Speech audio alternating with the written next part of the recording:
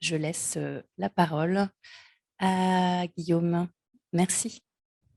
Merci Julia et bonjour à tous. Merci aussi de votre présence à ce deuxième atelier concernant la douane. Alors, aujourd'hui, je vais partager l'écran. Hop.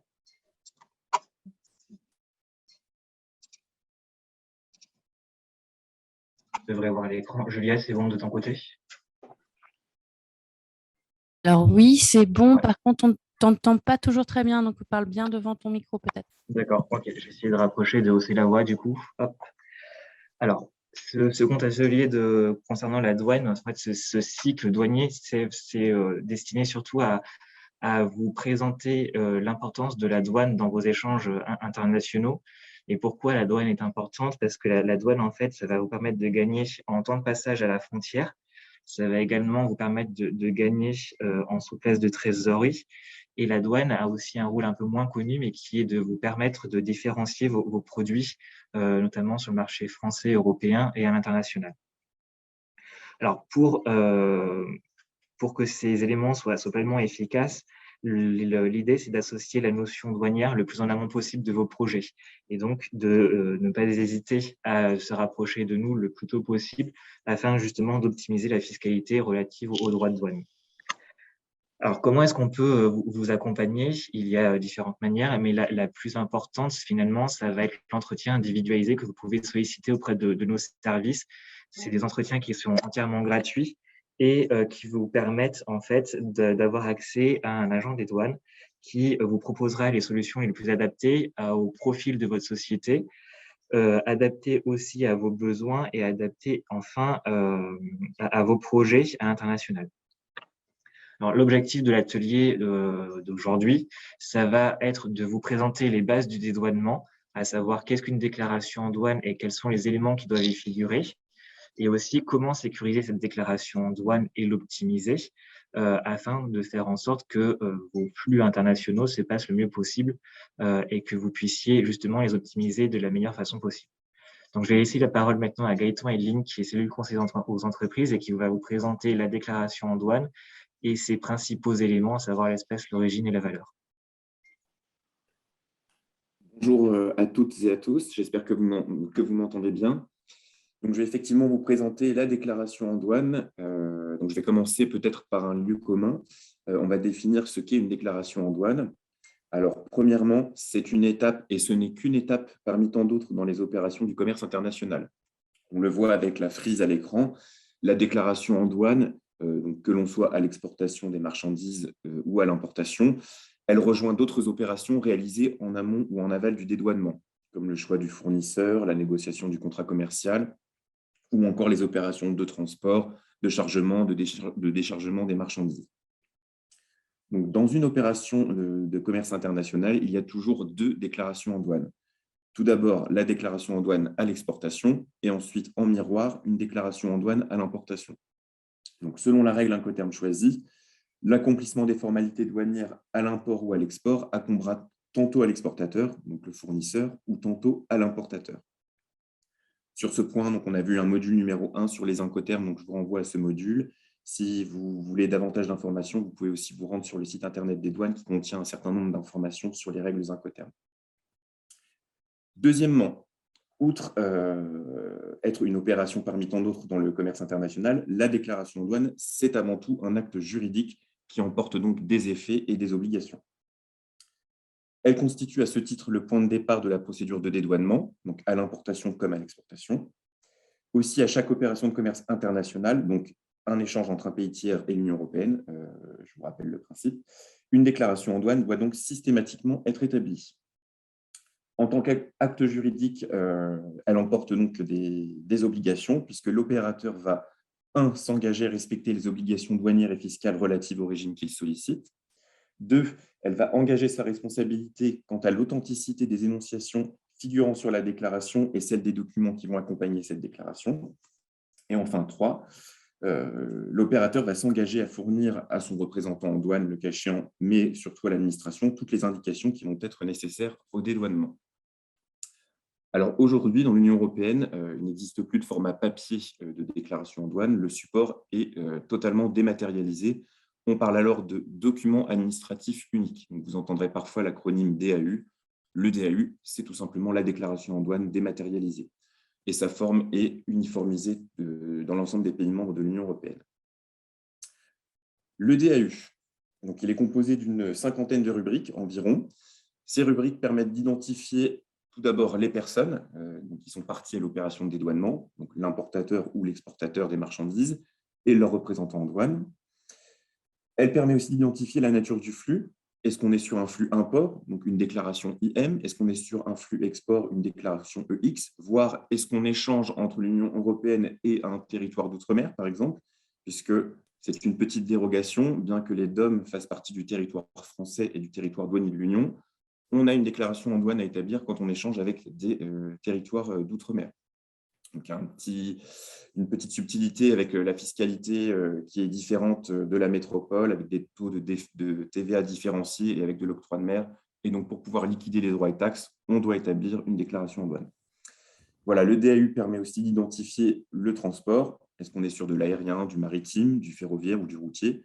Et il permet aussi d'identifier la nature des marchandises. Donc là, on va parler de l'espèce, de l'origine et de la valeur de la marchandise, sur lesquelles je vais revenir plus précisément dans quelques instants.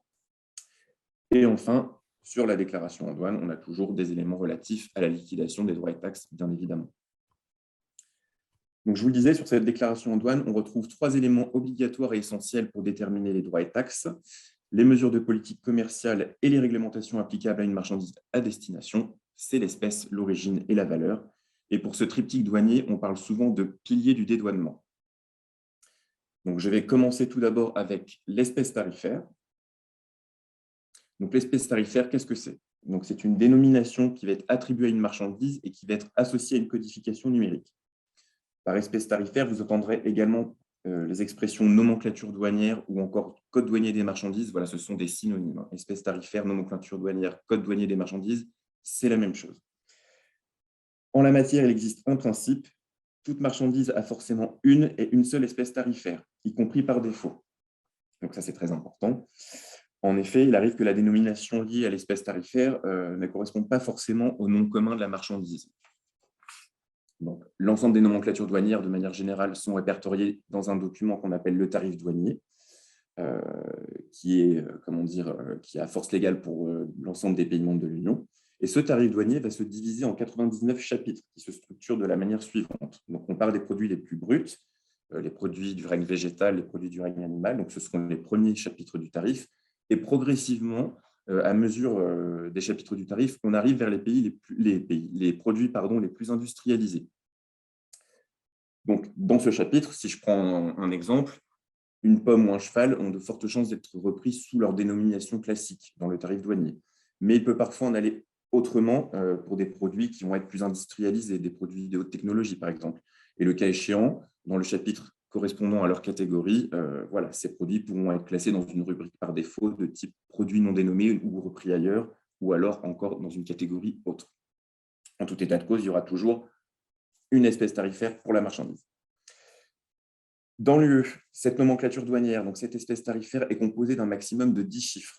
Donc, on a les 6 premiers chiffres qui constituent le code SH, SH pour système harmonisé, et on parle d'harmonisation car le code SH est identique au niveau des pays membres signataires de l'Organisation mondiale des douanes. Donc, ces pays se sont mis d'accord pour avoir une nomenclature identique au niveau des 6 premiers chiffres, c'est le code SH. Ça signifie qu'en principe, ces 6 premiers chiffres, présents sur la déclaration d'exportation, d'une part, et présents sur la déclaration d'importation en miroir, d'autre part, doivent être identiques. Les 4 derniers chiffres, quant à eux, sont propres au système de classification communautaire. L'ensemble des 10 chiffres vont former dans l'UE le tarif. Donc voilà, c'est une donnée obligatoire de la déclaration en douane. Pourquoi? Parce que ces effets vont conditionner le plus haut taux de droit de douane qu'on appelle le tarif extérieur commun, applicable à une marchandise en l'absence d'accords commerciaux conclus par l'Union européenne avec des pays partenaires. L'espèce tarifaire permet également de déterminer l'application d'autres droits et taxes, en premier lieu la TVA à l'importation, les mesures de politique commerciale, donc quelques exemples, les droits anti-dumping, les contingents tarifaires, les droits additionnels, voire les réglementations spécifiques applicables à des marchandises. Est-ce qu'il existe des restrictions de circulation, par exemple? Est-ce qu'il existe des prohibitions Est-ce que des normes vont devoir être appliquées spécifiquement à la marchandise? On a par exemple des documents qui doivent être obligatoirement joints à la déclaration en douane, des certificats sanitaires, des licences d'importation pour du matériel de guerre ou encore des permis CITES pour tout ce qui va concerner le commerce des espèces et de faune et de flore protégées. Donc voilà, pour déterminer l'espèce tarifaire d'une marchandise, il faut obligatoirement respecter donc, des règles générales d'interprétation qui sont éditées au niveau de l'Union européenne. Et ces dernières, ainsi que l'ensemble du tarif douanier, sont consultables sur le téléservice RITA Encyclopédie, donc qui est librement accessible sur le site des douanes. Vous avez le lien qui s'affiche à l'écran. Et ce téléservice, surtout, va vous proposer également une aide au classement via un moteur de recherche tarifaire. Alors, ce moteur tarifaire et les résultats qu'il présente, attention, n'ont qu'une valeur indicative. Donc, on reviendra un petit peu plus tard sur la possibilité de sécuriser les données déclaratives liées à l'espèce tarifaire. Maintenant, on va prendre un petit exemple donc avec une paire de patins à glace. Donc, quelle est l'espèce tarifaire d'une paire de patins? C'est la 95 06 70 10 00. Donc, on voit bien les 6 premiers chiffres qui correspondent au code SH, donc 95 06 70. Donc, ce code SH va être harmonisé au niveau de l'OMD. Et les 4 derniers chiffres, eux, vont être propres à la classification de l'Union européenne. Donc, si on décompose rapidement la nomenclature ensemble, on constate que chaque niveau de nomenclature va apporter des précisions supplémentaires sur le type de marchandise en question. Donc, les 2 premiers chiffres correspondent au chapitre. Donc là, on voit qu'on est dans le chapitre dédié aux jouets, jeux, articles pour divertissement ou pour sport. Donc, par sport, on est bien dans la catégorie des patins à glace. Si ensuite, on descend au niveau de la position tarifaire à 4 chiffres, donc 95,06, on voit là qu'on a une précision puisqu'on est sur les articles et matériels pour la culture physique, gymnastique, athlétisme et autres sports. La sous-position en 6 chiffres, donc le code SH 95,0670, lui, comprend plus spécifiquement les patins à glace, les patins à roulettes et leurs chaussures. Donc, progressivement, vous voyez, on est dans un entonnoir et la nomenclature va être de plus en plus précise. Et finalement, on arrive au taric à 10 chiffres, donc 95,0670 10 00, qui concerne les seuls patins à glace. Donc, une espèce tarifaire spécifiquement dédiée aux patins à glace, avec des droits de douane qui seront propres à ces patins à glace, et potentiellement, voilà, les droits de douane applicables aux patins à glace peuvent être différents des patins à roulettes, peuvent être différents des ballons de handball, de football, etc. Donc, on a vraiment une espèce tarifaire par marchandise. Outre l'espèce tarifaire, on va passer maintenant au deuxième élément fondamental pour déterminer la taxation d'une marchandise à destination, c'est son origine.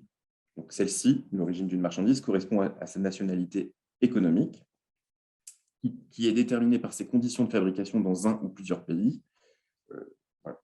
Aujourd'hui, le processus de fabrication des marchandises est fortement internationalisé, donc il arrive très fréquemment qu'une marchandise soit fabriquée en partie dans un pays, puis ensuite dans un autre, pour être ensuite finalisée dans un autre pays.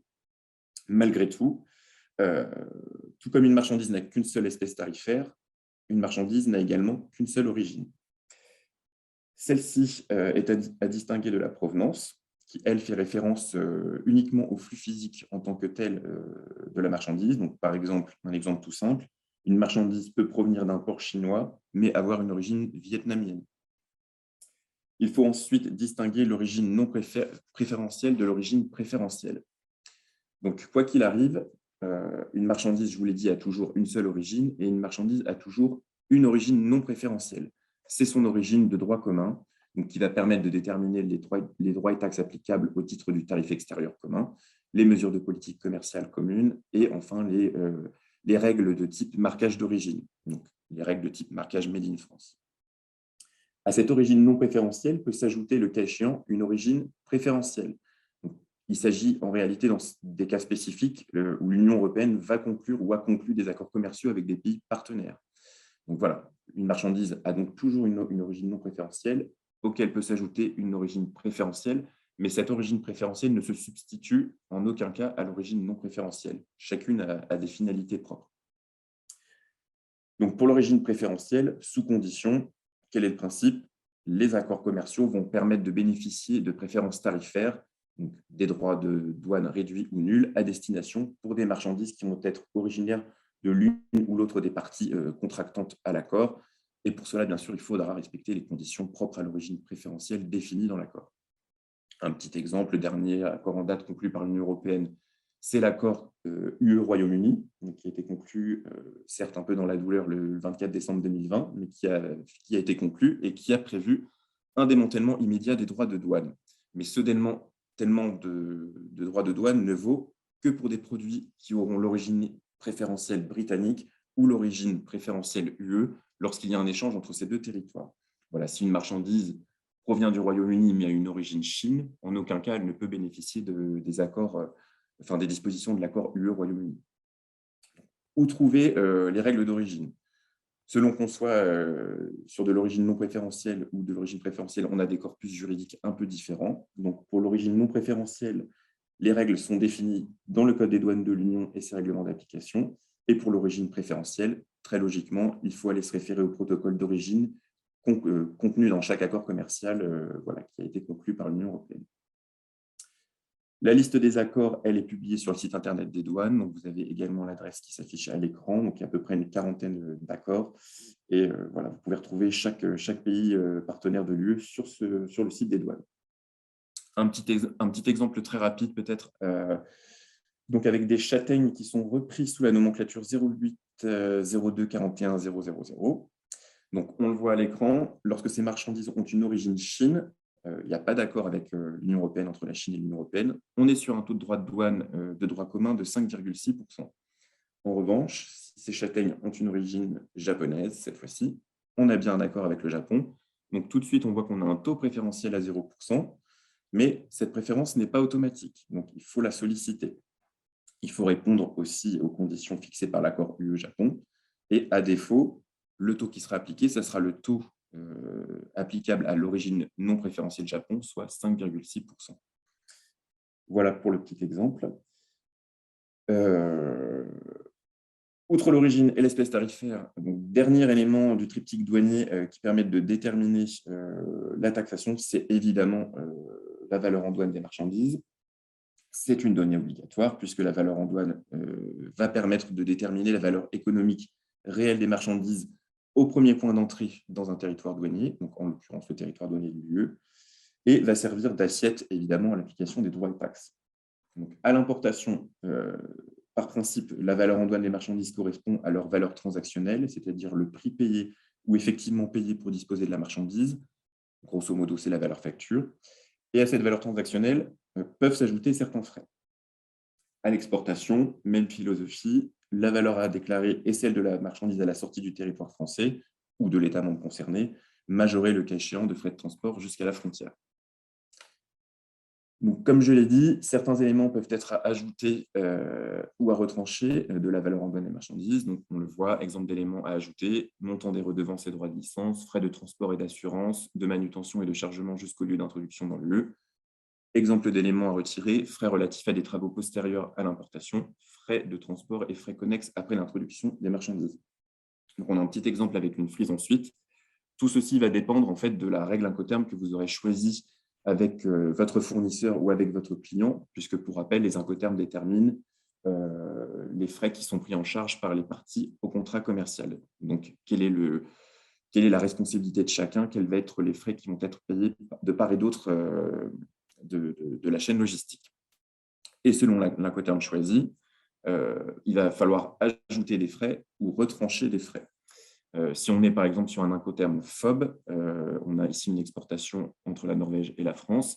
Si on est sur un Incoterm FOB, le fournisseur, donc l'exportateur norvégien, lui, va prendre les frais en charge jusqu'au chargement de la marchandise sur le transport principal. Mais il faudra ensuite ajouter tous les frais entre le chargement de la marchandise sur le moyen du transport principal jusqu'au lieu d'introduction dans l'Union européenne, puisque le premier point d'entrée dans l'Union européenne, c'est le lieu où va être déterminée la valeur en douane de la marchandise. Si on est sur un Incoterm DDP, au contraire, l'exportateur va prendre des frais au-delà de l'arrivée de la marchandise sur le territoire douanier de l'Union européenne, par exemple les formalités à l'importation, et ces frais, évidemment, devront être à retrancher. Donc voilà, n'hésitez pas sur ces questions liées à la valeur en douane, à l'espèce ou à la marchandise, à nous contacter si vous voulez plus d'informations. Vous pouvez vous rendre sur le site internet des douanes. Et maintenant, je vais céder la parole à ma collègue Marjorie pour qu'elle vous explique comment sécuriser ces données liées à l'espèce, à l'origine, voire à la valeur des marchandises. Voilà. comment sécuriser ces marchandises, ces données sur vos déclarations en douane. Oui, bonjour. Donc, je vais vous présenter les différents outils à votre disposition pour sécuriser les données qui figurent sur votre déclaration en douane et ainsi sécuriser vos opérations douanières. Donc, tout d'abord, les renseignements contraignants. Donc, c'est un outil qui est vraiment très intéressant à votre disposition parce qu'il permet à une entreprise d'obtenir la confirmation auprès des services douaniers implantés en Union européenne, français et autres, d'avoir confirmation de l'espèce tarifaire ou de l'origine d'une marchandise que l'entreprise souhaite importer ou exporter. Donc, pour l'espèce tarifaire, on va parler de renseignements tarifaires contraignants. Et pour l'origine, on va parler de renseignements contraignants sur l'origine, ce qui permet de sécuriser l'origine préférentielle ou non préférentielle de la marchandise en fonction du cas de figure dans lequel vous vous situez. Donc, comme l'a expliqué Gaëtan précédemment, si vous souhaitez plus de renseignements sur ces deux sujets, on est bien évidemment à votre disposition pour vérifier dans quel cadre vous êtes et puis vous aider à solliciter les demandes. Donc, pour le RTC ainsi que pour le RCO, dans les deux cas, cela vous permet de connaître le montant des droits de douane et des taxes applicables à la marchandise. Le renseignement contraignant vous rescrit parce qu'il va lier la douane et l'opérateur qui est titulaire de ce renseignement. Et bien évidemment, il lie l'ensemble des services douaniers de l'Union européenne, quel que soit l'État membre de délivrance. Donc, il est applicable partout au sein de l'UE. La durée de validité du RTC et du RCO est de 3 ans. Et vous devez, une fois que vous l'avez obtenu, vous devez faire figurer la référence de ce RTC ou du RCO sur votre déclaration en douane en case 44 du DAU, en indiquant les codes de ce RTC ou RCO, ce qui permet de réduire la fréquence des contrôles douaniers que vous pouvez avoir sur l'espèce tarifaire ou sur l'origine.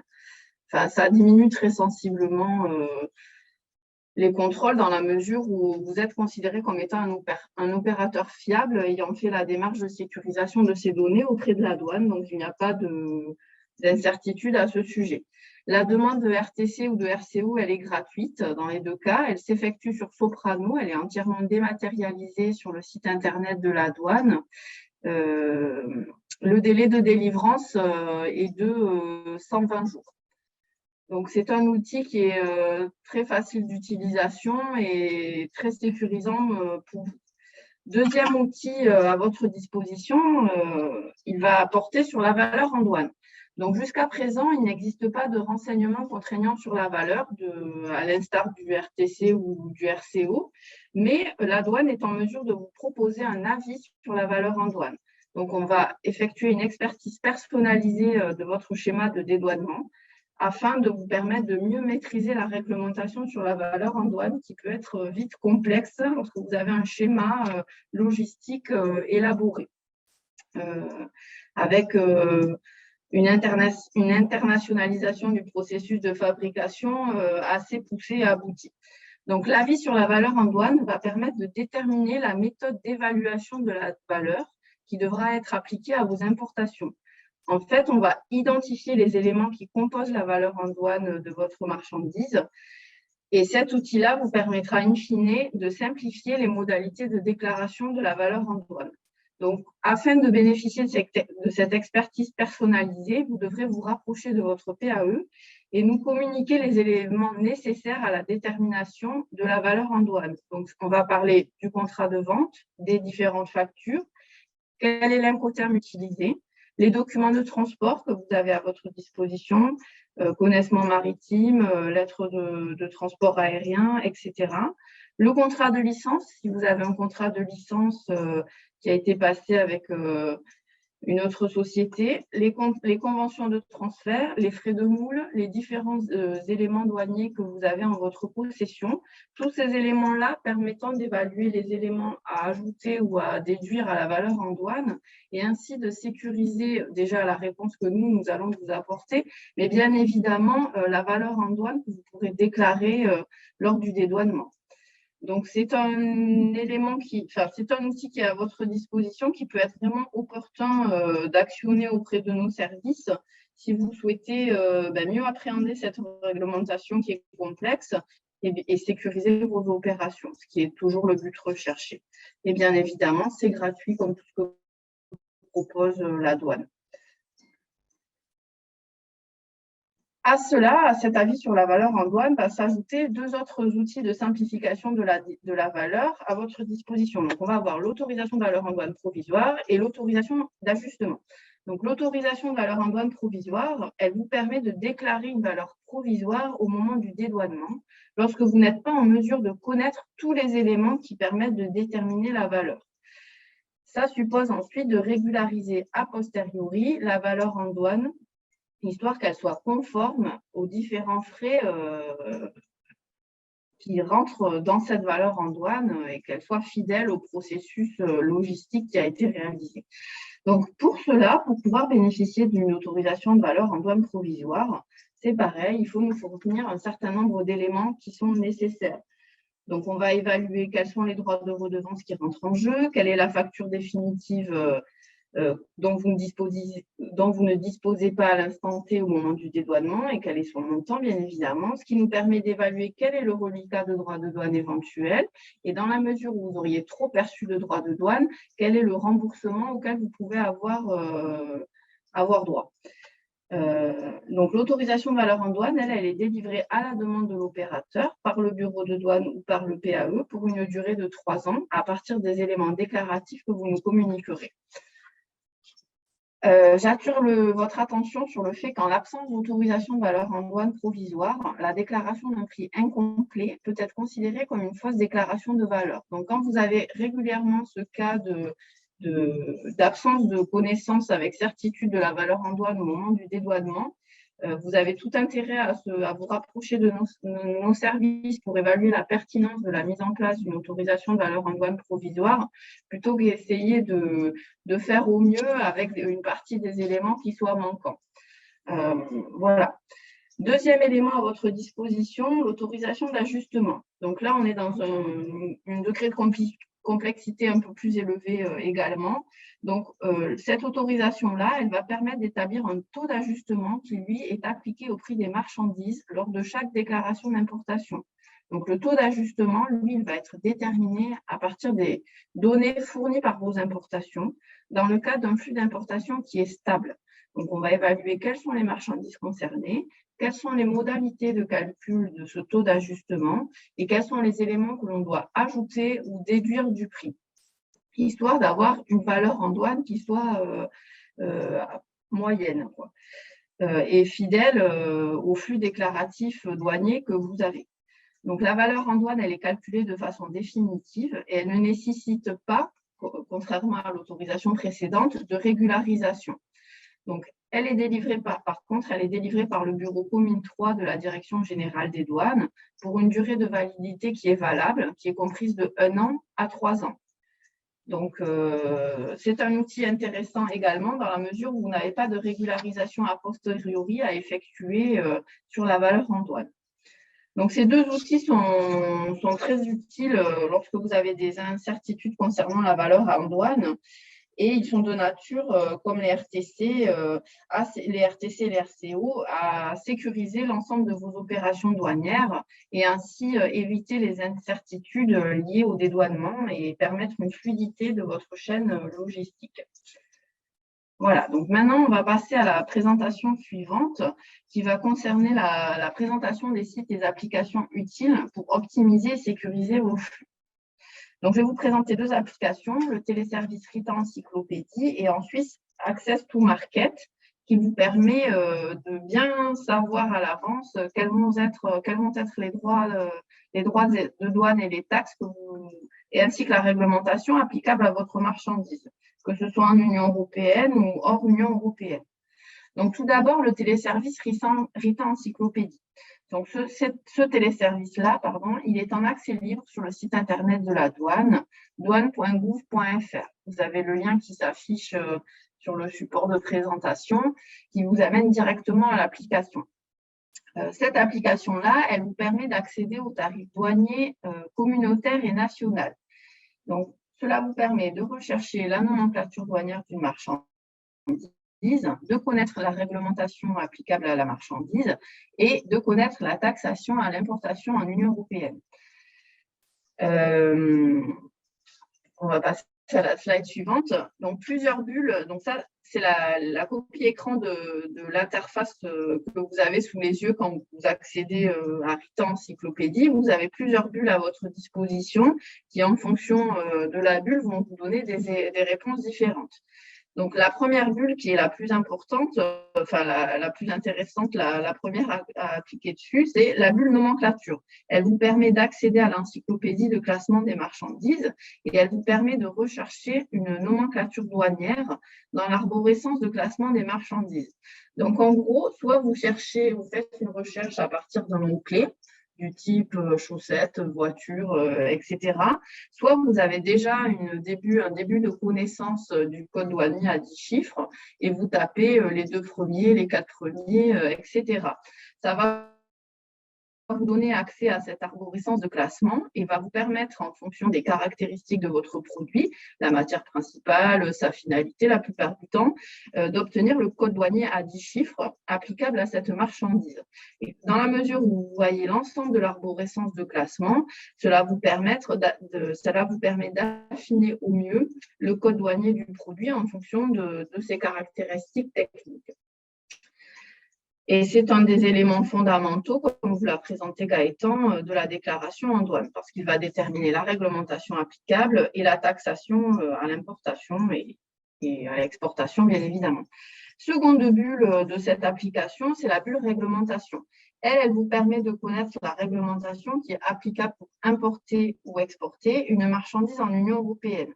Vous pouvez, grâce à cette application, à cette bulle-là, estimer le montant des droits et taxes applicables à la marchandise importée en Union européenne à partir de la nomenclature douanière, du pays d'origine et du territoire d'application. Donc, vous pouvez sélectionner la métropole, la Corse, ainsi que les départements et régions d'outre-mer, Guadeloupe, Martinique, Guyane, Mayotte et Réunion. En fait, à partir de ces éléments-là, donc le code douanier, le pays d'origine et le territoire d'application qui, lui, fait varier le taux de TVA, vous avez une réponse fiable sur le montant des droits de douane, des différentes taxes applicables, s'il y en a d'autres, genre la taxe EPIM, la taxe sur le plastique, etc., et le montant de TVA. Donc, vous avez une connaissance parfaite de la taxation à l'arrivée qui va s'appliquer sur le montant de votre valeur facturée. Donc, il n'y a plus d'incertitude par rapport au montant à payer. Seconde bulle, la bulle estimation. Celle-ci, elle nécessite d'avoir des éléments un peu plus précis concernant les droits et taxes qui vont être applicables à la marchandise importée en Union européenne. Ça suppose également d'avoir accès à la nomenclature douanière, au pays d'origine et au territoire d'application. Vous devez connaître un peu plus d'éléments, avoir la notion précise de la valeur facturée de la marchandise, mais aussi les quantités, le poids, pour pouvoir finaliser la simulation et à obtenir l'équivalent d'un devis estimatif applicable à ce flux-là à l'importation. Donc, souvent, vous vous limitez à utiliser la bulle 1 et la bulle 2, mais déjà, avec ces éléments-là, vous êtes beaucoup plus en confiance par rapport à la taxation et à la réglementation applicable à vos marchandises. Là, après, je vais vous présenter la slide suivante, Access to Market, qui est une application qui est très utile pour connaître. Donc, vous pouvez retrouver les éléments similaires à Rita Encyclopédie pour la partie importation en Union européenne. Des fois, l'interface est plus agréable et les éléments sont plus synthétiques. Mais ce qui est vraiment intéressant dans cette application, c'est le montant des droits de douane et des taxes à l'arrivée dans le pays de destination. Et souvent, pour cette partie-là, soit vous allez sur le site internet des douanes du pays de destination, soit, en manque de chance, vous n'avez pas l'information ou vous vous adressez à des Normandies qui va pouvoir vous conseiller, par exemple. Donc, l'intérêt de cette application, c'est que visuellement, vous avez un très bon résumé rapide des droits de douane applicables à l'arrivée. Donc là, donc vous y accédez en cliquant sur le lien du site de la Commission européenne et ensuite vous avez le module Access to Market dans lequel vous allez sélectionner soit importation en UE, soit exportation en UE. Et vous allez pouvoir faire la recherche à partir du code douanier à 6 chiffres parce que ce sont les 6 premiers chiffres du code douanier à 10 chiffres qui sont harmonisés au niveau international, un pays de provenance et un pays de destination. Et ensuite, vous avez le rendu avec le montant des droits de douane et de la TVA. Donc là, sur la slide que vous avez en présentation, vous avez un exemple pour des châtaignes françaises qui sont exportées au Japon. Donc, vous avez 3 droits de douane différents qui sont applicables. Le taux de droit général à 16%, c'est le taux de droit de douane le plus fort maximum qui pourra être appliqué et cela va concerner uniquement des pays globalement sous embargo. Quand vous ne savez pas quels sont les pays considérés, vous cliquez sur le lien en dessous, vous avez la liste des pays et territoires. Donc là, il y en a 7 dans ce cas-là. Donc ça, c'est un droit de douane en général, vous n'êtes pas concerné sur des marchandises originaires de France ou d'Union européenne. Vous avez ensuite 2 autres taux qui sont à votre disposition, entre guillemets. Le taux applicable à la nation la plus favorisée, le taux MFN, qui lui est de 9,6%, donc c'est déjà un taux qui est très élevé, et un taux préférentiel de l'UE, qui lui est de 6,1%. Donc là, en fait, dans ce cas-là, le taux de droit de douane de 9,6%, il est applicable à l'arrivée au Japon pour les marchandises, quelle que soit leur origine, donc Chine, États-Unis, etc. Tout type de pays avec lequel le Japon n'a pas d'accord de libre-échange et ne permet pas à ces marchandises-là originaires de ces pays d'avoir une réduction de droits de douane. Donc, c'est le taux le plus fort. Ensuite, le deuxième taux, vous avez le taux préférentiel de l'Union européenne avec lequel le Japon propose aux châtaignes originaires de l'Union européenne d'avoir un taux de droit de douane réduit, qui est de 6,1%, parce qu'avec ces pays-là, le Japon a un accord de libre-échange. Et donc, sous réserve d'avoir un justificatif d'origine de l'Union européenne… Excusez-moi, est-ce que vous pouvez couper vos micros, s'il vous plaît?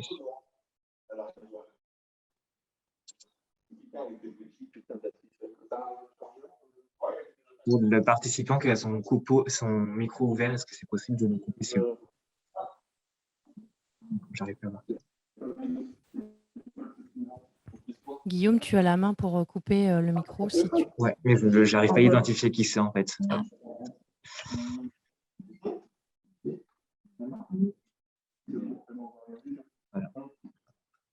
Voilà, ça devrait être bon et ça devrait être de meilleure qualité pour nous autres. Alors, excusez-moi, je reprends rapidement parce que c'est quand même des éléments qui sont très utiles d'avoir une bonne connaissance et d'avoir une bonne appréhension parce que ça vous clarifie quand même bien le montant de la taxation à l'arrivée. Donc, en gros, le taux MFN, c'est le taux qui est applicable, quelle que soit l'origine des produits, pour des marchandises avec lesquelles le pays de destination n'a pas d'accord de libre-échange et en gros ne vous permet pas de disposer d'un taux de droit de douane réduit. Donc, c'est un taux très fort qui permet de protéger le marché intérieur japonais, là, dans cet exemple-là. Et ensuite, le Japon a négocié un accord de libre-échange avec l'Union européenne et fait en gros, entre guillemets, une faveur aux entreprises et aux marchandises originaires de l'UE en proposant un taux de droit de douane réduit qui est de 6,1%, qui est sollicitable au moyen d'un justificatif d'origine de l'Union européenne, qui peut être une mention sur votre facture ou avec un numéro REX ou d'exportateur agréé en fonction du pays, ou un document papier UR1. Bref, en tout cas, pareil, de la même façon que précédemment, si vous cliquez sur la liste des pays en petit tout bas, sous le taux annoncé, vous pouvez avoir la liste exacte des pays qui sont concernés par ce taux préférentiel de l'UE. Donc là, ce sera en l'occurrence l'ensemble des pays d'un certain nombre d'éléments, et ce qui vous permet de connaître le montant de droit de douane. Une fois que vous avez ça, il vous manque la partie est-ce qu'il y a de la TVA, bien évidemment, et des taxes supplémentaires. Vous allez pouvoir retrouver cet élément-là en cliquant sur le petit onglet sur votre gauche taxes. Donc, la plupart du temps, à minima, vous avez le taux de TVA qui s'affiche et les éventuelles taxes supplémentaires qui peuvent être mises en place dans le pays de destination. Donc, ça vous permet quand même d'avoir une vision assez globale de la taxation à l'arrivée. Si vous cliquez également sur la partie procédure et formalité, C'est un onglet intéressant qui vous permet aussi de savoir si à destination, vous avez un formalisme demandé spécifique pour la facturation, des mentions obligatoires aussi. Voilà. Donc, avec cette application-là, vous avez quand même une belle vision de ce qui est attendu à l'arrivée, ce qui vous permet de sécuriser vos opérations douanières, mais aussi toute la partie facturation et commercialisation à destination. Donc, c'est un outil qui est très facile d'utilisation et qui vaut vraiment la peine d'être utilisé parce qu'il réduit fortement l'incertitude et la recherche d'informations liées à tout ce qui est à la réglementation, à la taxation applicable à destination. Donc, je vous encourage vivement à l'utiliser. Après, comme tout ce qu'on vous a présenté précédemment, si vous avez des difficultés à utiliser ces applications-là, à comprendre les éléments de réponse qui sont présentés ou à déterminer dans quel cas de figure vous êtes et quel est le justificatif qui est requis pour bénéficier du taux de droit de douane réduit, n'hésitez pas à nous appeler ou à nous envoyer un mail pour qu'on puisse vous présenter un peu mieux ces éléments-là et puis vous répondre pour que vous soyez bien armés pour la suite de vos opérations douanières. Voilà pour ma part les différents éléments que vous pouvez utiliser à partir de ces deux applications que sont Rita Encyclopédie et Access to Markets. Merci beaucoup Marjorie et merci à Gaëtan et à Guillaume également. Alors Adèle a plusieurs questions, donc elle va vous les poser en fait. J'en prie. Oui, alors Gaëtan a répondu sur le chat, mais la question était: faut-il être exportateur enregistré pour qu'un client au Vietnam bénéficie du taux préférentiel UE? Donc, je ne sais pas si vous voulez répondre en plus que Gaëtan du côté de Guillaume. Attendez, on cherche quels sont le fil de discussion pour voir. Attendez, on a un peu de mal pour ne pas faire doublon avec ce qu'aurait déjà répondu Gaëtan. Si Gaëtan, tu peux, compléter tes propos, il n'y a pas de souci. Je peux redonner la réponse à l'oral pour tout le monde. Sinon, en fait, quand vous exportez vers le Vietnam, donc on a bien un accord préférentiel entre l'UE et le Vietnam. Le statut REX a effectivement cours entre… l'accord UE-Vietnam a mis en place le système REX, mais celui-ci n'est obligatoire que lorsque la valeur des marchandises exportées est supérieure à un certain seuil. Donc, pour établir une attestation d'origine, pour que vous puissiez attester de l'origine de vos marchandises sur les documents commerciaux, en deçà de ce seuil de 6 000 €, vous pouvez le faire librement en respectant le libellé de l'attestation d'origine qui est défini dans l'accord. Donc, vous pouvez retrouver cette information sur le site internet des douanes à la page des accords conclus par l'UE en allant consulter l'accord spécifique UE-Vietnam. Donc, en deçà de ce seuil de 6 000 €, la position de la mention est libre. Mais au-delà de ce seuil de 6 000 €, vous devez obligatoirement solliciter le statut de l'exportateur enregistré auprès de l'administration des douanes via la plateforme Soprano.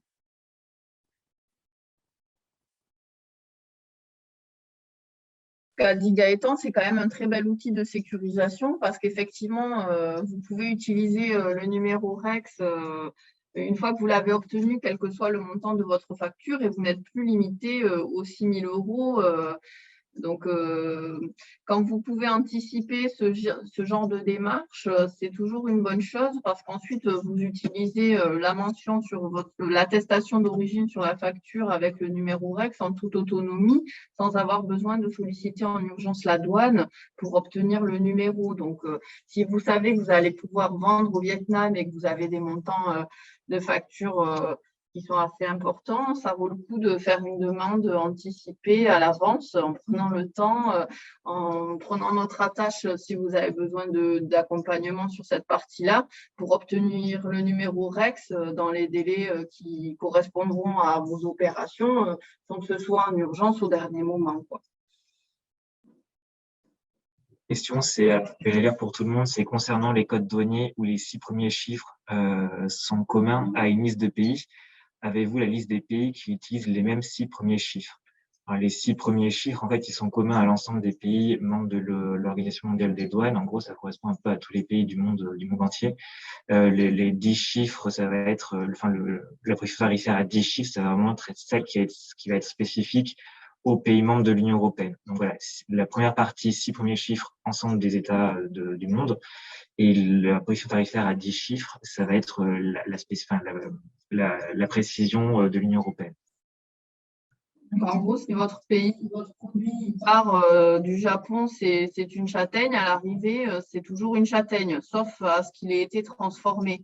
Pareil, si c'est un équipement industriel à base d'aluminium, il va rester un équipement industriel à base d'aluminium entre le pays de départ et le pays d'arrivée, sauf à avoir été transformé de façon substantielle. Autre question, la douane utilise-t-elle l'outil Google Translate pour consulter la version française écrite des indications réglementaires d'Access to Market? Le site n'est pas traduit dans son intégralité. Google Translate est-il considéré comme un outil fiable? Alors, en principe, l'avantage d'Access to Market, c'est que la Commission européenne l'a mis en version française. Donc, vous avez quand même en principe l'intégralité des éléments. Non, enfin, vous avez une partie des éléments qui sont en français. La traduction Google Translate n'est pas quelque chose qui sera opposable à la douane en cas d'erreur d'interprétation. Là, pour le coup, on vous conseille fortement de vous rapprocher de vos pôles action économique pour solliciter justement un entretien. Et s'il y a un accord ou pas, on vous expliquera quel sera le taux applicable, le taux de droit de douane, et quelles seront les réglementations spécifiques en termes de documents justificatifs, documents d'ordre public, si vous exportez des biens spécifiques comme des marchandises en lien avec le règne animal ou végétal, ou des biens à double usage, ou des biens en lien avec l'armement. Là, si vous avez un doute sur l'utilisation d'Access to Market, revenez vers nous et on vous expliquera en fonction de votre projet.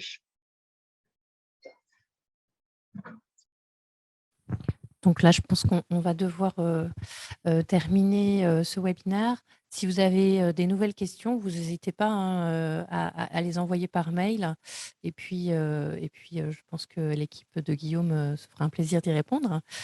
Oui, Julia, pour précision, du coup, au niveau de la Normandie, vous avez 3 pôles action économique. On va peut-être Donc, en fait, dans la slide, vous avez bien mis les coordonnées. Et donc, il n'y a pas de… Voilà, en fonction de la zone géographique, effectivement, pas forcément que l'équipe de Guillaume. Après, on redirige, bien évidemment, il n'y a pas de souci. On ne vous laissera pas tout seul et on répondra de toute façon à vos questions. Donc, ça là-dessus, il n'y a pas de souci. S'il y a une erreur de dépôt de la demande, si vous ne déposez pas auprès de votre action économique. Si vous, alors, la slide du contact n'a pas été affichée lors de l'intervention, mais vous l'aurez lorsque l'ADEME vous enverra du coup le support de présentation qui a été utilisé aujourd'hui.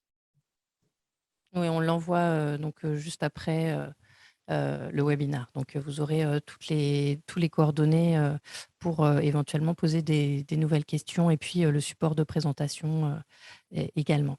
Mais en tout cas, merci à Guillaume, Gaëtan et Marjorie pour cette nouvelle présentation très claire. Et puis, merci à tous pour votre participation. Je rappelle les 2 prochains webinaires, donc le 9 décembre sur démarquer et protéger vos produits à l'international et le 13 janvier, améliorer votre stratégie commerciale à l'international. Bonne journée à tous. Au revoir.